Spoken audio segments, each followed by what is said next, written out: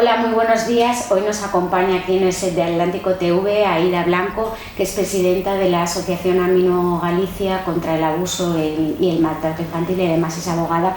Hola, muy buenos días. Buenos días, Ana. Gracias por acompañarnos. Gracias a ti por invitarme. Nada, pues quería empezar un poquito explicándole a nuestros espectadores que Amino surgió hace como 7 años, un poco ante la deficiencia de profesionales y de formación Exacto. que había para abordar el abuso sexual y el maltrato a la infancia. Han pasado ya, como digo, 7 años. ¿Cómo ha sido todo ese proceso y en qué punto estamos ahora? Pues bueno, a lo largo de estos años hemos evolucionado mucho. Si bien, como bien dijiste, Amino nació precisamente para dar voz a aquellos que no la tenían, que es la infancia, a visibilizar realmente este problema que hay y tratar de tomar medidas. Si bien es cierto que teníamos normas suficientes para coger y aplicarlas. Me refiero, había una directiva europea del año 2011, otra del año 2012, el Estatuto de la Víctima del 15 y ahora tenemos la nueva Ley de Protección Integral. Yo soy un poco crítica con esta nueva Ley de Protección Integral porque si bien es cierto que, bueno, pues lógicamente pues aquí ha mejorado el tema de la prescripción y todo eso, pero no hace otra cosa que recoger lo que ya había. Lo que desde Amino exigimos es que se aplique. Que no es que se recojan más leyes, las necesidades, no, realmente es que se cumplan, que si es necesaria una especialización de profesionales, que haya una especialización de profesionales, que si es necesario un asesoramiento o está recogido como derecho de una víctima, que tenga derecho a asesoramiento jurídico y psicológico desde el primer momento, es decir, desde la interposición de la denuncia, que se dé. Y lo que estamos viendo es que eso no existe, y estamos hablando de una directiva del año 2011, otra del 2012 y ahora la ley del 2021. Estamos en el 2022 y esas deficiencias siguen estando hoy en día en los juzgados. Por lo tanto, hay muchos derechos, es decir, los niños víctimas lógicamente tienen muchos derechos. ¿Se cumplen? No. Eso es lo que nosotros vemos, que los derechos no se cumplen, los medios son escasos, la especialización brilla por su ausencia. Pero bueno, cuando digo brilla por su ausencia, puedo empezar me refiero por mi propio campo. No existe un turno de oficio especializado en violencia en la infancia. Eso es así. Son muy contadas las comunidades autónomas que cuentan con ello y es precisamente esa raíz de la ley del 21 y precisamente esos cursos especializados los están impartiendo profesionales especializados que digo que son muy pocos en este país. Al final pues nos conocemos todos, pues algún catedrático, un solo juez de todo el territorio nacional, lógicamente los abogados también nos conocemos, pero es muy poco. Y no veo que, por así decirlo, que sientan esa necesidad de especialización. Eso es lo que yo veo y lo que a mí me preocupa, porque sí que es cierto que a nivel de papel, por así decirlo, pues bueno, pues todas esas cosas están recogidas y bueno, está bien plasmarla, tenemos un protocolo, tenemos un no sé qué, tenemos un no sé cuánto, pero ¿se aplica? No. Entonces eso es lo que vemos en nuestro día a día y la verdad nos preocupa. Dentro de todo el trabajo que hacéis para pues minorizar esa falta de formación que veis y de motivación quizá de los profesionales, pues habéis conseguido por primera vez que este año el Congreso Internacional de la Infancia Maltratada se celebra aquí en Galicia. No sé si nos puedes hacer un pequeñito resumen de qué se sacó de este encuentro tan importante. Pues la verdad tuvo muy buena acogida. Fue la primera vez que se celebró en Galicia el Congreso Internacional de Infancia Maltratada, en el que pues acudieron más de 300 expertos y profesionales en el ámbito de infancia. Si bien una conclusión a la que todos hemos llegado, por lo menos la gente con la que yo he podido hablar, es lo que precisamente antes hablábamos. no son necesarias más normas, sino que se apliquen, que se pongan en marcha. Es decir, que toda esta maquinaria burocrática que existe, que realmente se ponga en marcha y que se dé esa especialización de los profesionales. Porque de nada vale que, por ejemplo, la nueva ley diga que van a tener un papel importante respecto de las comunicaciones y la intervención en un primer momento, por ejemplo, de los servicios sociales. Si a los servicios sociales no se les forma, da igual lo que recoja la ley. Por lo tanto, el primer pilar es la formación. Nosotros, por ejemplo, a nivel de asociación estamos formando y llevamos formando a lo largo de estos años a muchísimos profesionales de distintos ámbitos, es decir, del ámbito sanitario, del ámbito social, también, bueno, recientemente también en el ámbito judicial, pero si bien, o en el ámbito jurídico, pero si bien son las personas o los profesionales que menos participan en la formación, hay que decirlo todo. Sí que vemos que la gente de la rama de lo social, de lo sanitario, se vuelcan mucho en este tipo de formaciones, pero no vemos que la rama jurídica por lo menos sienta esa necesidad. En cambio, yo a nivel profesional sí que veo esas deficiencias después en los procedimientos judiciales, ya no solo a lo largo de las instrucciones, sino también en la propia defensa que muchos letrados hacen de sus clientes, en este caso de las víctimas. ¿Por qué? Porque la falta de especialización en este campo pues le lleva a cometer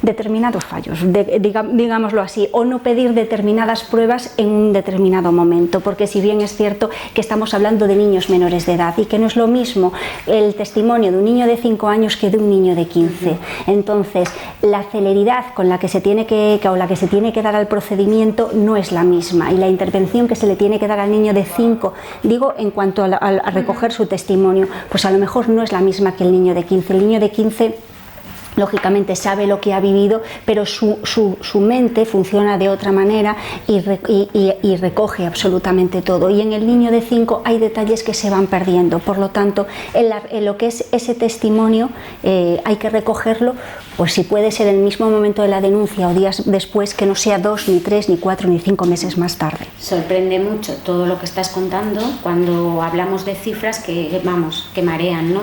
Porque estamos hablando en los últimos 5 años en Vigo, el tema de delitos sexuales y violencia doméstica en menores, casi 500 denuncias, o sea, casi una media de 100 al año. ¿Cómo es posible que no se ejecuten esas normas o que no haya formación? ¿Qué es lo que está fallando? ¿Qué es lo que falta? Precisamente que realmente desde la administración que se vea esa necesidad, es decir, a nosotros a la asociación pues sí que nos llaman distintos profesionales que vienen un poco a decir lo que yo estoy exponiendo en este foro, y lo que nosotros siempre decimos es: no nos lo traslades solo a nosotros, sino trasládalos a tus jefes, trasládalo un poquito más arriba para que ellos vean es decir, que hay algo que hacer, que las cosas no se están haciendo bien, que no es un problema de que no haya normas, sino que las normas no se están aplicando o correctamente o ya directamente no se están aplicando.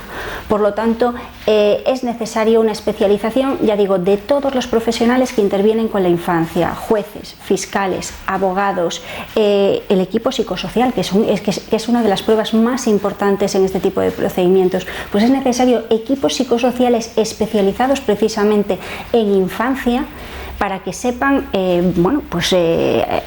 hacer frente a estos problemas, que sepan ver lo que tienen delante y cómo tratar a ese niño, porque no todas las personas lógicamente somos iguales. Pues los niños les pasa lo mismo. Tenemos a un niño que es súper extrovertido y se sienta con 2 personas que no conoce y no tiene ningún problema en verbalizar lo ocurrido, y tenemos otros niños que no son capaces y a los que a lo mejor tenemos que citar en varias sesiones para que lleguen a relatar, y eso hoy en día no se está haciendo porque son equipos que están totalmente colapsados, porque no solo ven estos casos, sino ven otros muchos. Por lo tanto, si la ley exige la especialización de estos profesionales junto con los otros que hemos hablado, pues que se cumpla, porque así, lógicamente, ese número de denuncias, pues no solo a lo mejor se quedarán en esa denuncia, sino que terminaremos en un juicio oral y lógicamente con una condena de los agresores y no con un sobreseimiento provisional como termina en muchos casos, porque esos niños no son capaces de verbalizar en esa hora que están con el equipo de psicosocial lo que ha ocurrido. Vuelvo a insistir en que resulta increíble, ¿no?, que ahora que hay un incremento de denuncias, que parece que es porque se visibilizan más este tipo de sucesos, después por estos problemas de los que estás hablando no se llega realmente a una sentencia o una condena o a una solución del problema. Tú, por ejemplo, como abogada que has llevado casos, que estás especializada en estos asuntos, has llevado el del sacerdote salesiano condenado hace muy poquito por abusos sexuales a menores. Cuéntanos en los juzgados qué es lo que pasa una vez que una persona pone una denuncia, cuál es el problema para que después esto siga adelante. Pues muchas veces los archivos provisionales precisamente son porque estos niños no son capaces de relatar lo ocurrido y lógicamente hay que estar a cada caso, no podemos generalizar, pero pensemos en lo que se llama o violencia intrafamiliar o bien que en un abuso sexual sea, por ejemplo, uno de los progenitores o un abuelo o un tío que vive con la familia. Pues lógicamente a ese niño lo primero que hay que hacerlo es tomar una medida cautelar y alejarlo del problema. ¿Para qué? Para que él se sienta seguro, crear un ámbito seguro para que él pueda contar. Si, por ejemplo, no se adopta esa medida cautelar, y lo digo porque yo lo he visto no en un procedimiento, sino en muchísimos, ese agresor o ese supuesto agresor, porque lógicamente no hay ninguna sentencia de condena que diga pues está condenado por este delito, puede seguir influyendo en ese niño, y es que se ve.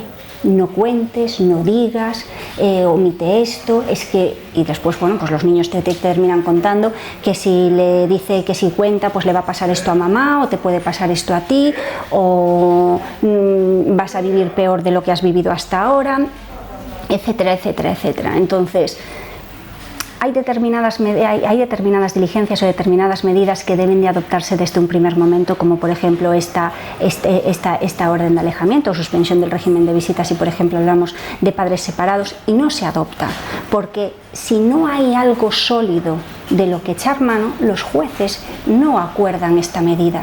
Pero hay que pensar que son delitos que se cometen en la intimidad. Y cuando se trata, por ejemplo, de un abuso sexual, no hablamos que sin penetraciones, lo que es un tocamiento, ¿qué prueba física vamos a encontrar de eso? Lo que tenemos es la huella psicológica, que la huella psicológica precisamente la vamos a recoger a través de la exploración psicosocial. Pero si la exploración psicosocial tarda pues 3-4 meses en que el niño sea explorado, estamos hablando de un niño muy pequeño y que sigue teniendo contacto con su supuesto agresor, pues cuando llega el día de la exploración, el niño no dice nada o lo niega. Y entonces por eso se archivan muchos procedimientos. Y yo siempre digo lo mismo, es decir, esa medida cautelar, esa restricción de los derechos, por ejemplo, si se trata de un progenitor, no supone nada, es decir, entiéndeme bien, no supone nada, pues claro que es una restricción de derechos y que lógicamente si no ha pasado nada pues que puede fastidiarle, pero para un niño es un balón de oxígeno inmenso, es sentirse seguro y tranquilo durante ese tiempo y coger fuerza o tener la entereza suficiente de poder afrontar esa declaración, que precisamente lo que va a hacer es inculpar a una persona cercana a él, ya sea su padre, su madre, su abuelo, su tío, su tía, su hermana, su hermano, porque hay que decirlo, agresores son tanto los hombres como las mujeres. Y esas son cosas que se hacen mal y que por desgracia esos procedimientos se terminan en archivo porque no se hicieron bien desde el primer momento. Pero tener pruebas contundentes, por así decirlo, desde un primer momento es muy difícil porque, como ya digo, son delitos que se cometen en la intimidad. Hablabas antes de esta entrevista que estábamos charlando tú y yo, del tema de la oficina de las víctimas de los juzgados. ¿Qué crees que hay que mejorar? Creo que no solo tienen que existir, bueno, no solo físicamente, sino que tienen que tener un papel importante, porque realmente lo tienen, pero no se les da, por así decirlo, me explico. Nosotros ponemos una denuncia en el juzgado y a nosotros nos dicen, bueno, pues si tenéis derecho a un abogado de oficio, vete al colegio de abogados y solicita un abogado y tal. Pero no nos dicen, vete a la oficina de atención a víctimas, que es lo que tendrían que hacer antes de nada, y recibe un asesoramiento jurídico y psicológico especializado.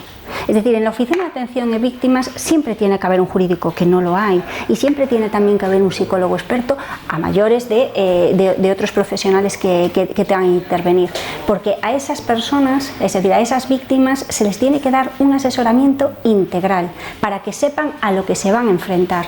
Yo, por ejemplo, sí que solicito la intervención de la Oficina de Atención a Víctimas, sobre todo de cara a la celebración del juicio oral, porque, y la verdad, funcionan maravillosamente, se vuelcan muchísimo en los niños, es un trato impecable, vamos, yo solo tengo buenas palabras para los profesionales que la integran, y bueno, pues el que les enseñen una sala judicial antes precisamente de celebrarse el juicio, que les digan dónde se van a situar, que van a entrar por una puerta accesoria, que no se van a cruzar con el acusado, todo eso lógicamente a los menores, como a cualquier otra víctima, la tranquiliza, y eso es precisamente lo que hacen las oficinas de atención a víctimas, nos coordinamos con ellas y bueno, y otra cosa que me estaba olvidando y que es súper importante, son estos psicólogos de la Oficina de Atención a Víctimas los que están cogiendo de la mano a la víctima mientras relata lo ocurrido.